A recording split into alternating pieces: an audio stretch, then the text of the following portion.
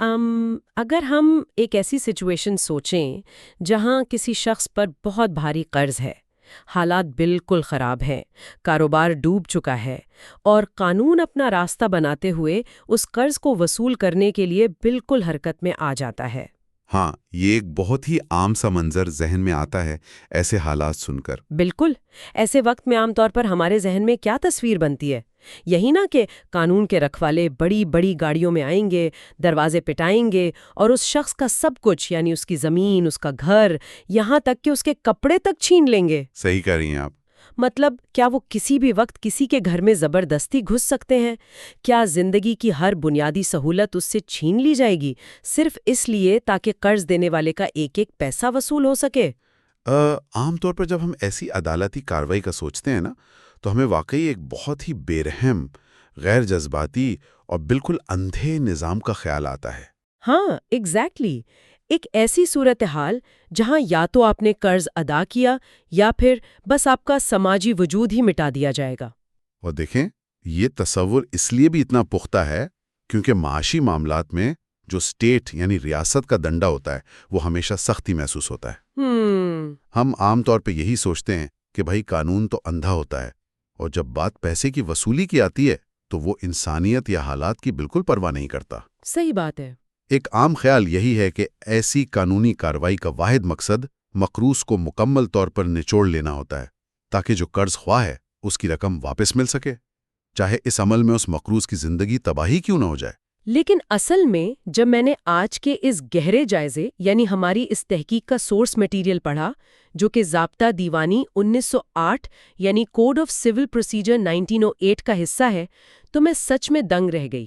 اچھا۔ ہاں، مطلب میں نے سوچا تھا کہ ایک صدی سے بھی پرانا اور وہ بھی برطانوی دور کا قانون تو بہت ہی ظالمانہ اور بے رحم ہوگا، لیکن ان دستاویزات میں جو گرفتاری اور جائیداد کی ضبطی کے قوانین درج ہیں، انہوں نے میرے اس تصور کو بالکل ہی الٹ دیا۔ بالکل، اور یہی اس دستاویز کی خوبی ہے۔ ہماری اس گفتگو کا بنیادی مقصد ہی یہی سمجھنا ہے کہ کس طرح 1908 کا یہ قانون ایک طرف تو قرض خواہ کے پیسے وصول کرنے کے حق کو تسلیم کرتا ہے، لیکن دوسری طرف مقروض کی انسانیت، اس کی عزت اور اس کی بقا کے درمیان ایک حیرت انگیز توازن بھی قائم کرتا ہے۔ صحیح۔ یہ محض کچھ قانونی دفعات نہیں لگ رہی، یہ تو کسی بھی مہذب معاشرے کو چلانے کا ایک مکمل فلسفہ لگتا ہے۔ اور اسی فلسفے کی گہرائی اس دستاویز کو اتنا اہم بناتی ہے۔ اگر ہم ان کاغذات کا تھوڑا باری بینی سے تجزیہ کریں تو پتہ چلتا ہے کہ اس کا اصل مقصد صرف سزا سنانا یا بس پیسے نکلوانا نہیں ہے۔ کیا مقصد ہے؟ قانون یہاں اصل میں ایک کیلکولیشن کر رہا ہے۔ یہ طے کر رہا ہے کہ چاہے کچھ بھی ہو جائے، معاشرے کا پہیہ چلتا رہنا چاہیے۔ اگر آپ قرض وصول کرنے کے چکر میں ایک انسان کو مکمل طور پر بے یارو مددگار کر دیں گے تو وہ الٹا اسٹیٹ پر ہی بوجھ بن جائے گا نا۔ ہاں، یہ بھی ہے۔ یہ قانون اس بات کی ضمانت دیتا ہے کہ انسانی وقار اور اس کی آگے بڑھنے کی جو صلاحیت ہے اسے کسی بھی قرض کی وصولی کی بھیٹ نہیں چڑھایا جا سکتا۔ چلیے اس کو مزید تھوڑا کھولتے ہیں۔ جب ہم کسی سے قرض وصول کرنے کی بات کرتے ہیں تو سب سے پہلا ہتھیار جو ذہن میں آتا ہے وہ گرفتاری ہے، یعنی انسانی آزادی چھین لینا۔ بالکل۔ دستاویز کا سیکشن 55 اس حوالے سے بنیادی اصول طے کرتا ہے، اور سچ بتاؤں تو اسے پڑھتے ہوئے مجھے لگا جیسے میں کوئی قانون نہیں بلکہ انسانی حقوق کا کوئی منشور پڑھ رہی ہوں۔ وہ کیسے؟ غروب آفتاب کے بعد اور طلوع آفتاب سے پہلے نہیں کی جا سکتی۔ صحیح۔ مطلب سورج ڈھلنے کے بعد اور سورج نکلنے سے پہلے قانون کا کوئی اہلکار کسی مقروض کے گھر میں داخل نہیں ہو سکتا۔ یہ سننے میں شاید بہت چھوٹی سی بات لگتی ہے، لیکن اس کا اثر بہت بڑا ہے۔ واقعی، اور اس اثر کو آپ 1908 کے تناظر میں سوچیں۔ اس وقت بجلی عام تو نہیں تھی، رات کا اندھیرا بہت گہرا ہوتا تھا۔ ہاں، یہ تو ہے۔ اور رات کا وقت انسانی سکون، پرائیویسی اور گھر کے تقدس کا وقت ہوتا ہے۔ اگر قانون کے اہلکار آدھی رات کو مشالیں یا لالٹین لے کر کسی کے گھر میں زبردستی داخل ہوں تو یہ صرف اس ایک شخص کی گرفتاری نہیں ہوگی، بلکہ پورے خاندان کے لیے ایک عذاب بن جائے گا۔ بالکل، یہ پورے خاندان کے لیے ایک نفسیاتی دہشت کا سبب بنے گی۔ پڑوسی جاگ جائیں گے، محلے میں تماشا بنے گا۔ قانون اس بات کو مانتا ہے کہ رات کے وقت ایسی کارروائی کا مقصد وصولی سے زیادہ ذلیل کرنا بن جاتا ہے۔ اوہ، یعنی ذلیل ہونے سے بچانا مقصد ہے۔ جی، کیونکہ دیوانی قانون یعنی سول لا میں کسی کو سزا کے طور پر ذلیل کرنا مقصد نہیں ہوتا، یہ اصول اس بات کی نشاندہی کرتا ہے کہ پیسے کی وصولی اپنی جگہ اہم ضرور ہے، لیکن انسانی آزادی اور رات کے اندھیرے میں گھر کا تقدس اس سے کہیں زیادہ مقدم ہے۔ اور جب ہم گھر کے تقدس کی بات کر ہی رہے ہیں تو سیکشن 55 میں آگے چل کر ایک اور ایسی شرط آتی ہے جس نے میرے ذہن میں ایک عجیب سا منظر بنا دیا۔ کیا شرط ہے وہ؟ لکھا ہے کہ قانون کا کوئی بھی اہلکار کسی مقروض کے گھر کا بیرونی دروازہ نہیں توڑ سکتا۔ صحیح۔ مطلب وہ دروازہ توڑ کر اندر نہیں آ سکتے جب تک کہ وہ مقروض خود اندر بیٹھ کر راستے میں جان بوجھ کر رکاوٹ نہ ڈال رہا ہو یا دروازے کو ڈھال نہ بنا رہا ہو۔ میں جب یہ پڑھ رہی تھی تو مجھے اچانک ان ویمپائر کی مشہور لوک کہانیوں کا خیال آیا۔ ویمپائر کی کہانیاں؟ وہ کیسے؟ ہاں، آپ نے دیکھا ہوگا فلموں میں کہ ایک ویمپائر کسی کے گھر میں تب تک داخل نہیں ہو سکتا جب تک کہ گھر کا مالک اسے خود اجازت نہ دے۔ اچھا، ہاں۔ ایسا لگتا ہے کہ قانون کا نمائندہ بھی اس ویمپائر کی طرح ہے جسے بیرونی دروازے پر روک دیا گیا ہے۔ یہ بہت دلچسپ تشبیہ دی ہے آپ نے۔ اس کی وجہ اصل میں یہ ہے کہ قانون یہاں گھر کو ایک قلعہ یعنی فورٹریس مانتا ہے۔ آپ نے ویمپائر کی بات کی، لیکن پریکٹیکلی سوچیں، جب آپ کسی اہلکار کو بیرونی دروازہ توڑنے کی اجازت دے دیتے ہیں تو آپ اس گھر کی بنیادی حفاظتی ڈھال ختم کر دیتے ہیں۔ بالکل۔ اس کے بعد اس گھر میں موجود خواتین، بچے اور بزرگ مکمل طور پر بے آسرا ہو جاتے ہیں۔ دروازہ توڑنا ایک بہت ہی جارحانہ فعل ہے، ایک ایگریسو ایکٹ ہے۔ صحیح بات ہے۔ قانون کہتا ہے کہ بھئی یہ پیسوں کا معاملہ ہے، کوئی قتل یا ڈکیتی کا کیس نہیں ہے جہاں اہلکار کسی سواٹ ٹیم کی طرح دروازے توڑتے ہوئے اندر گھس جائیں۔ اور اس دستاویز میں جو آگے چل کے ایک اور پہلو آتا ہے، وہ اس گھر کے قلعے کے تصور کو مزید گہرا کرتا ہے۔ ہاں، وہی حصہ نا جہاں خواتین کے پردے کی بات کی گئی ہے، یہ مجھے واقعی حیرت میں ڈالنے والا لگا۔ بالکل۔ اگر اہلکار کسی طرح گھر میں داخل ہو بھی جائیں، مثلاً دروازہ کھولا تھا اور وہ کسی ایسے کمرے کے باہر پہنچ جائیں جہاں کوئی ایسی خاتون موجود ہو جو ثقافت یا معاشرتی رواج کے مطابق پردہ نشین ہو، تو اہلکار سیدھا اس کمرے میں نہیں گھس سکتا۔ ہاں، یہ بہت اہم پوائنٹ ہے۔ شرط یہ ہے کہ وہ خاتون خود مقروض نہیں ہونی چاہیے۔ اس اہلکار کو باقاعدہ اس خاتون کو مطالعہ کرنا ہوگا اور اسے وہاں سے باعزت طریقے سے ہٹنے کے لیے مناسب وقت اور سہولت فراہم کرنی ہوگی۔ یہ اس بات کا بہترین ثبوت ہے کہ 1908 کے اس قانون نے کس طرح مقامی ثقافتی اقدار اور رواج کو قانونی کارروائی کے ساتھ جوڑا ہے۔ صحیح۔ ہندوستان کے اس وقت کے معاشرے میں پردہ نشینی ایک بہت اہم ثقافتی اور مذہبی حقیقت تھی۔ قانون یہاں کسی اندھے انجن کی طرح نہیں چل رہا جو راستے میں آنے والی ہر چیز کو روندتا چلا جائے، ہاں، بلکہ یہ اس بات کا اعتراف ہے کہ مقروض کی مالی ناکامی کی سزا اس کے خاندان کی خواتین کی بے حرمتی کی شکل میں نہیں دی جا سکتی۔ یہ قانون سول ڈسپیوٹس کو بالکل سول طریقے سے حل کرنے کی تلقین کرتا ہے۔ اچھا، اس گرفتاری والے معاملے میں ایک آخری چیز جو مجھے تھوڑی عجیب لگی وہ بھی پوچھ لوں؟ جی ضرور۔ لکھا ہے کہ اگر کسی مقروض کو اس قرض کی وجہ سے جیل بھیج دیا جائے جہاں وہ عدالتی حکم کے مطابق اپنی قید کاٹ لے، تو قید سے باہر آنے کے بعد بھی قرض ختم نہیں ہوتا، قرض وہی کا وہی رہتا ہے۔ صحیح ہے۔ لیکن دلچسپ بات یہ ہے کہ اسے اسی سیم ڈگری یعنی اسی عدالتی حکم کی بنیاد پر دوبارہ گرفتار نہیں کیا جا سکتا۔ میں تھوڑا الجھ گئی یہاں، اگر قرض باقی ہے تو دوبارہ گرفتاری کیوں نہیں؟ اس کی لاجک کیا ہوئی؟ اس کی لاجک سمجھنے کے لیے آپ کو یہ دیکھنا ہوگا کہ سول لاء میں گرفتاری سزا نہیں ہوتی۔ اچھا، تو کیا ہوتی ہے؟ یہ پیسہ نکالوانے کا ایک دباؤ ہوتی ہے، یعنی کوئرژن۔ قانون کا مقصد قرض وصول کرنا ہے۔ اگر ایک شخص نے قید کاٹ لی تو قانون مانتا ہے کہ دباؤ کا جو آخری ہتھیار تھا وہ استعمال ہو چکا ہے۔ اوہ، اچھا۔ اور اس انسان نے اپنی آزادی کھو کر اس دباؤ کی قیمت ادا کر دی ہے۔ اب آپ اسے ساری زندگی ایک ہی قرض کے لیے بار بار جیل میں ڈال کر مسلسل عذاب میں مبتلا نہیں رکھ سکتے۔ صحیح۔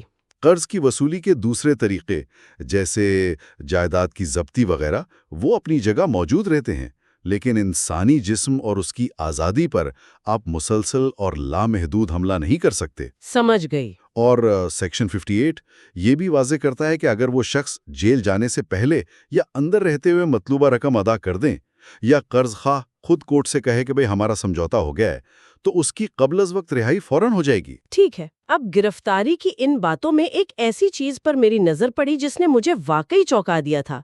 ایک پورا سیکشن ہے جو مکمل طور پر صنف یعنی جینڈر سے متعلق ہے۔ ہاں، سیکشن 56 جی، سیکشن 56 جب میرے سامنے آیا تو مجھے بار بار پڑھنا پڑا۔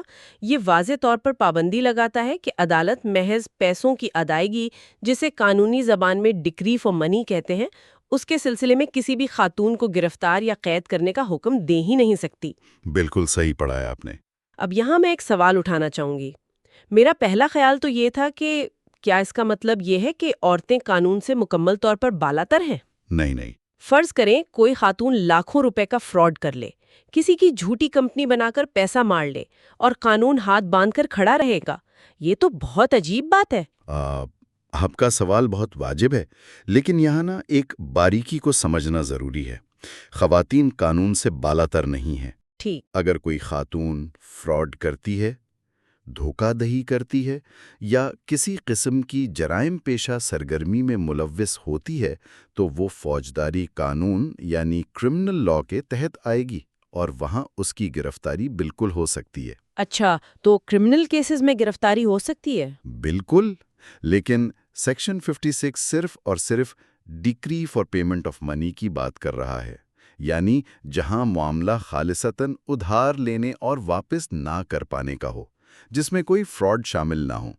ایسے سول کیسز میں خواتین کو قید سے چھوٹ دی گئی ہے۔ لیکن ایسی چھوٹ آخر کیوں؟ میرا مطلب ہے پیسہ تو پیسہ ہے، چاہے مرد ادھار لے یا عورت۔ اصل میں اس کی بنیادی وجہ 1908 کے معاشرتی اور معاشی حالات کی ایک کیلکولیشن ہے۔ اس وقت کے معاشرے کو سوچیں، اور آج بھی بہت سے علاقوں میں یہی حال ہے۔ خواتین عام طور پر وسائل کی مکمل مالک نہیں ہوتی تھیں۔ ہاں، یہ تو ایک حقیقت ہے۔ وہ معاشی معاملات میں مردوں پر، یعنی اپنے شوہر، باپ یا بھائی پر انحصار کرتی تھیں۔ اکثر ایسا ہوتا تھا کہ خاندان کا مکھیا کوئی قرض لیتا اور کاغذات میں عورت کا نام بھی شامل ہو جاتا۔ صحیح۔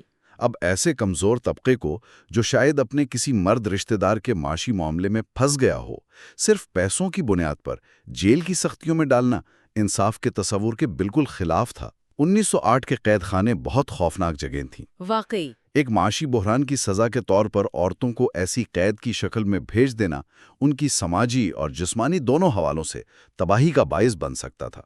تو قانون یہاں اصل میں اس تباہی کو روک رہا ہے۔ اچھا، ٹھیک ہے، اب بات سمجھ آتی ہے۔ رات کو آپ گرفتار نہیں کر سکتے، گھر کے تقدس کو بچا لیا، عورتوں کو قید کی سزا سے محفوظ کر لیا، تو اب قرض خواہ آخر کیا کرے؟ ہاں، غصہ تو آئے گا۔ بالکل غصہ آئے گا۔ اگر مقروض پر ہاتھ ڈالنا اتنا مشکل ہے تو کیا سالہ غصہ اس کی جائیداد پر نکالا جائے گا؟ کیونکہ جب ہم آگے بڑھتے ہیں تو سیکشن 60 جیسے ڈنڈے لے کر میدان میں اتر آتا ہے۔ صحیح کہہ رہی ہیں۔ اس کے مطابق زمینیں، گھر، cash, cheques, promissory notes, government securities, bonds, یعنی تقریباً ہر قابل فروخت چیز کو ضبط کیا جا سکتا ہے۔ یقیناً۔ دیکھیں، جب آپ نے انسانی آزادی پر پابندیاں لگا دیں تو قانون کو قرض خواہ کے حق کا بھی تو تحفظ کرنا ہے نا۔ جس نے پیسہ دیا ہے اسے واپس لینے کا حق تو ہے۔ بالکل ہے۔ اس لیے قانون کہتا ہے کہ انسان کی باڈی نہیں بلکہ اس کے اثاثوں پر، یعنی اس کی ایسٹس پر ہاتھ ڈالا جائے گا۔ جس چیز کی کوئی مالی حیثیت ہے وہ کورٹ کے کنٹرول میں آ سکتی ہے۔ لیکن یہاں بھی حیرت کا ایک بہت بڑا جھٹکا لگا مجھے۔ سیکشن 60 میں ان اشیاء کی ایک ایسی فہرست دی گئی ہے جنہیں ضبط نہیں کیا جا سکتا، یعنی جو ایگزیمپٹ ہیں۔ جی۔ پہننے کے ضروری کپڑے، کھانا پکانے کے برتن، بستر، بچوں کے کپڑے، اور خواتین کے وہ مذہبی زیورات جنہیں ان سے الگ نہیں کیا جا سکتا، جیسے کہ منگل سوترا یا شادی کی انگوٹھی۔ صحیح۔ اس لسٹ کو پڑھ کر مجھے سچ میں ویڈیو گیمز کی یاد آ گئی۔ Video games? ہاں، جب آپ کوئی ایسی ویڈیو گیم کھیلتے ہیں جس میں آپ کا کیریکٹر سب کچھ ہار جاتا ہے، تب بھی گیم آپ کو ایک سٹارٹر پیک ضرور دیتا ہے۔ اچھا، ہاں۔ وہ آپ کے بنیادی کپڑے اور ایک دو چیزیں کبھی آپ سے نہیں چھینتا تاکہ آپ گیم میں بنے رہیں۔ قانون بھی مقروض کو اس معاشرتی گیم سے مکمل طور پر آؤٹ نہیں کرتا۔ یہ بہت زبردست مثال ہے۔ اور اس سٹارٹر پیک کی خوبی یہ ہے کہ یہ ہر شخص کے پیشے کے حساب سے کسٹمائزڈ ہے، یعنی بدلتا رہتا ہے۔ اوہ، پیشے کے حساب سے کیسے؟ یہ صرف سن دانکھنے کے بارے میں نہیں ہے، یہ دوبارہ اپنے پیروں پر کھڑا کرنے کے بارے میں ہے۔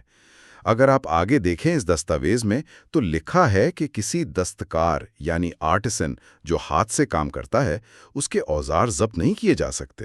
اچھا، اگر مقروض ایک کسان ہے یعنی ایگریکلچرسٹ، تو اس کے کھیتی باڑی کے اوزار، اس کے مویشی جن سے وہ ہل چلاتا ہے اور اس کے فصل اگانے کے بیج ضبط نہیں ہو سکتے، یہاں تک کہ اس کسان کا وہ گھر جہاں وہ رہتا ہے وہ بھی محفوظ ہے۔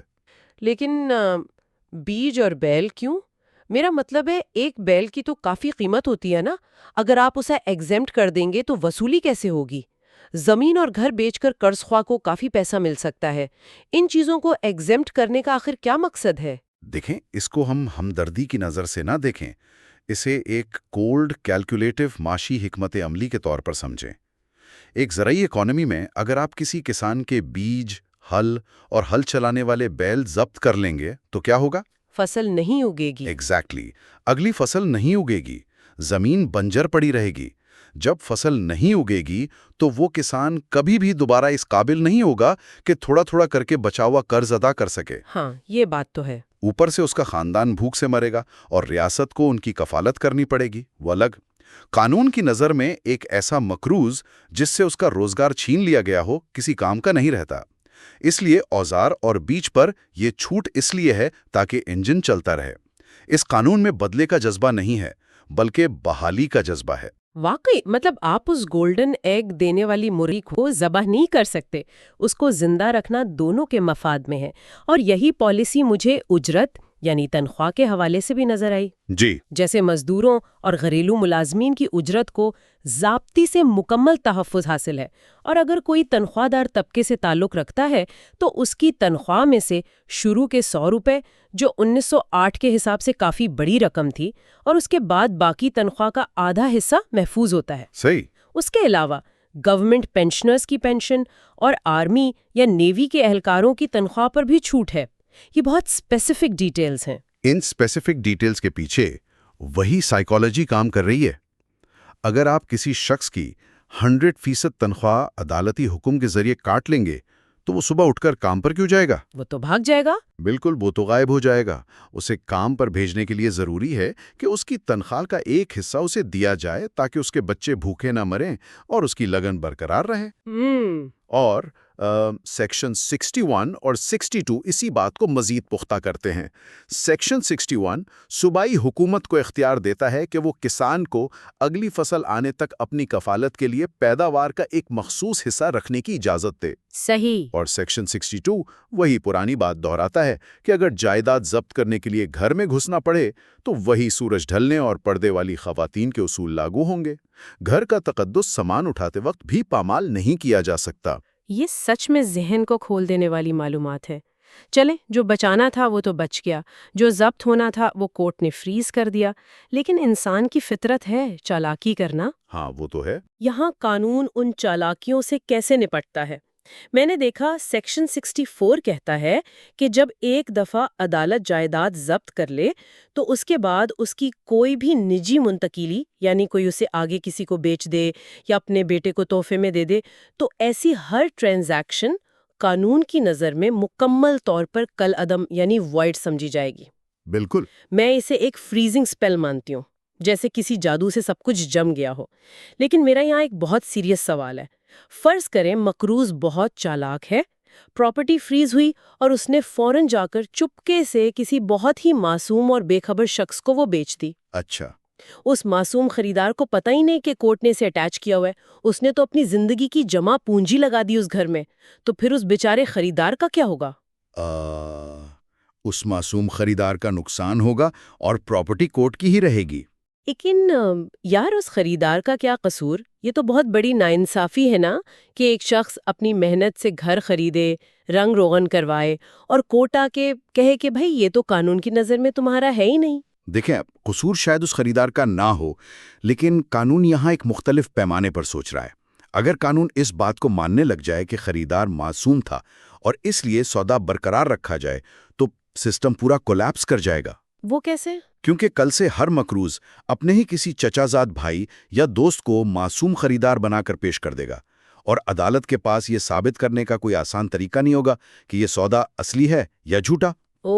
اچھا، یہ پوائنٹ ہے۔ یہ فریزنگ سپیل اس لیے لگایا جاتا ہے تاکہ دھوکہ دہی کا دروازہ ہمیشہ کے لیے بند ہو جائے۔ جب کورٹ کا حکم آ گیا تو ایسٹ لاک ہو گیا، خریدار کی معصومیت اس لاک کو نہیں کھول سکتی. یہ سخت ضرور ہے لیکن پورے سسٹم کو فراڈ سے بچانے کے لیے انتہائی ضروری ہے. Makes complete sense. اگر انوسینس کا لوپ ہول چھوڑ دیا تو پھر ہر کوئی انوسینٹ بن کر سامنے آ جائے گا. اور اس میں ایک آخری کمپلیکیشن یہ بھی آتی ہے کہ اگر ایک ہی بدقسمت جائیداد پر 2 مختلف عدالتوں نے ضبطی کا حکم سنا دیا ہو تو کیا ہوگا؟ جی، سیکشن 63 اس کا جواب دیتا ہے کہ جو اعلیٰ درجے کی عدالت ہوگی یعنی ہائیسٹ کورٹ، وہی اس پراپرٹی کے متعلق تمام دعویٰ جات اور اعتراضات کا فیصلہ کرے گی. یہ صرف اس لیے ہے تاکہ عدالتوں کے درمیان کسی قسم کا تصادم یا کیوس پیدا نہ ہو. قانون کو پتہ ہے کہ ملٹیپل کلیمز ہو سکتے ہیں، اس لیے ایک کلیئر چین آف کمانڈ دی گئی ہے تاکہ معاملہ بغیر کسی الجھن کے حل ہو سکے. صحیح. تو اگر ہم ان تمام کڑیوں کو جوڑ کر دیکھیں اور آج کے اس گہرے جائزے کو سمیٹنے کی طرف آئیں تو خلاصہ یہ نکلتا ہے کہ 1908 کا یہ کوڈ آف سول پروسیجر محض کاغذ پر لکھی ہوئی کوئی خشک اور بے جان تحریر نہیں ہے. بالکل نہیں. یہ ایک ایسی زندہ دستاویز ہے جو ہمیں بتاتی ہے کہ کوئی بھی مہذب معاشرہ مالی تنازعات اور انسانی ہمدردی کے درمیان کیسے برج بناتا ہے.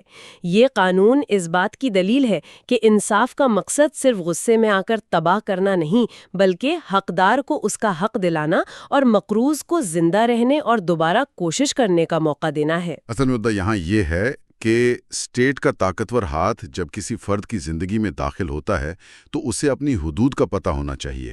یہ قانون بتاتا ہے کہ طاقت کا اندھا استعمال معاشرتی تباہی لاتا ہے. ہاں.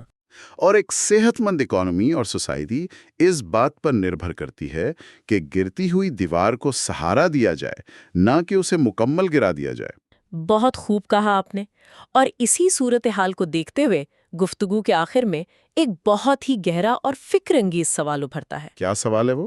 آج ہم 2026 میں کھڑے ہیں، ایک ایسے شاندار ٹیکنالوجیکل اور ڈیجیٹل دور میں جہاں مالیاتی نظام مکمل طور پر خودکار یعنی آٹومیٹڈ ہو چکے ہیں. ہم آرٹیفیشل انٹیلیجنس اور الگوریدمز کی بات کرتے ہیں. سوچنے کی بات یہ ہے کہ اگر ایک صدی سے بھی پرانا یعنی 1908 کا قانون ایک مقروض کی عزت، اس کے گھر کے تقدس اور اس کی معاشی بقا کا اتنا باریک بینی سے خیال رکھ سکتا تھا، تو کیا آج کا جدید ڈیجیٹل مالیاتی نظام واقعی ویسا ہے؟ یہ بہت اہم نکتہ ہے. آج تو بعض اوقات کسی الگوریدم کی وجہ سے بنا کسی انسانی مداخلت کے بینک اکاؤنٹس 1 سیکنڈ میں فریز ہو جاتے ہیں یا خود کار کٹوتیاں ہو جاتی ہیں. کمپیوٹر کو نہیں پتا ہوتا کہ جس بینک اکاؤنٹ سے وہ پیسے کاٹ رہا ہے کیا وہ اس شخص کا سٹارٹر پیک ہے؟ بالکل. کیا اس رقم سے اس نے اگلے مہینے کا راشن لانا تھا یا بچوں کی فیس دینی تھی؟ کیا ان الگوریدمز میں کوئی رحم یا سماجی کانٹیکسٹ بچا ہے؟ یا سپیڈ اور ٹیکنالوجی کی اس اندھی دوڑ میں آسانی کے نام پر ہم نے قانون کے اس اہم انسانی پہلو کو کہیں بہت پیچھے چھوڑ دیا ہے؟ یہ واقعی ایک ایسا سوال ہے جس پر ہم سب کو غور کرنا چاہیے. آج کی یہ تحقیق یہیں اپنے اختتام کو پہنچتی ہے. خدا حافظ. You are watching Legal Gupshup and GK with MD, your source for legal, historical, and breaking news. Don't forget to like, subscribe, and share for more informative content.